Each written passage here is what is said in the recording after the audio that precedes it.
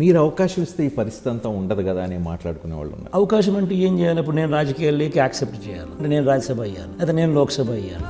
తప్పేం మళ్ళీ ఏమంటారు? మళ్ళీ మీరే అంటారు, ఇదే నోటితో మీరే అంటారు, నెపోటిజం అంటారు, కరప్షన్ అంటారు, ఆరోపణలు అంటారు, రకరకాలు ఇవన్నీ చేస్తూ ఉంటారు. అనేవాళ్ళు ఎక్కువ అంటారు కదా.